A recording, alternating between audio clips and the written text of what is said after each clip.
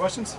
Yeah, Coach, what did you want to get out today, and what did you think you got out? Well, I mean, we'll watch the film to find out what we really got out, but more than anything, we told them the ones we want to see execute. You know, you're going really good defense going against a really good offense, and sometimes people would say, well, one side's going to win and one side's not going to win, and the reality is, I said, we just want to see both sides execute. It doesn't always mean one side beats the other side, but execution is really critical for us as in our 5th year at a high level on both sides of the ball. And then for the twos, we want to see who can make plays. We didn't want to make it about what defense is called or what play is called offensively. Just want to see what guys could actually run around there and make some plays, because a lot of those two guys we haven't seen play, and especially in game situations. And then for the threes, we wanted to just see them compete. We want to find out what we really had as competitors. They're going to make all kinds of mistakes. There's no doubt about that. But can they, compete? Can they be tired and still be able to go and, be the culture of the program?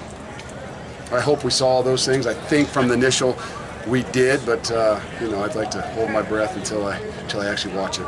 You're a week, 8 days into camp. How do you like the energy and the execution so far from the guys? Well, I thought it was good. I mean, I know they really enjoy coming back here on the campus. We've been challenging them because we started to have those little boiling points about day 7, where you start to get edgy playing against each other all the time. But they came out here in a really competitive situation and played hard and didn't lose their minds. As competitive of guys as we have, sometimes there's a point at which it goes the other step and you lose the sight on football and playing football. But they did a really good job at that, of competing and then controlling the emotional side of things that I think gives us a chance to go from really good to maybe great. I know you love higher ground, but do you think maybe 3 weeks out from kickoff, just having the guys here and having some family in the stands, a little bit of juice, maybe motivation, just 3 weeks out? It is. I mean, I think that's why we go in phases. And we go hard, and we've tried to give them these opportunities to say, hey, there's a little bit of a break. I know it's not a lot, but for an afternoon to maybe go to dinner with your family, get up tomorrow morning, maybe go to service or whatever, go to breakfast with your family, and then go back and lock in and go for another good hard week. And I think that's the way we would like to do it. It kind of worked out that way this year, but we just all got to be smart about what we're doing. It's not bad for the coaches either to maybe go home and sleep in their own bed and see if that family's still at the house waiting for them. Guys like Brian Threats and Jaheim Thomas, guys that showed you what maybe you were looking for today. It looked like those two were flying around. Yeah, that's what we really want to see. Guys like that, to make sure that it's not too much about what they're thinking. In year 5, as an offense or as a defense, sometimes you start to get overload, especially for young guys, and it's hard to evaluate them when they've got some overload in their mind. So the real idea here, and I think Coach Tress did a really good job, and I think Coach Denbrock and Coach Gino on that side, offense side, did a good job at really kind of say, hey, let's don't do too much with this second crew. Let's see who can go out there and play and react. Came out this week, Coach, said you're 10th in the Coaches Bowl. Do you know about that, care about that? And I know I've asked you a million times about this. Somebody has told me a few times. Yeah. You know what? I'm not going to be naive. I understand. It's great. It's awesome for our program.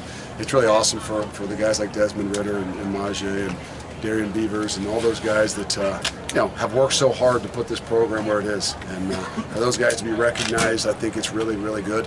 But they also are mature enough, hopefully, to understand that it's not about where you start, it's where you finish. And we've said that from year 1 when we were really bad. And I think we at least finished better than we started. To now going to year 5, that wherever you are when you start, that must mean there's that much more pressure on you to finish better.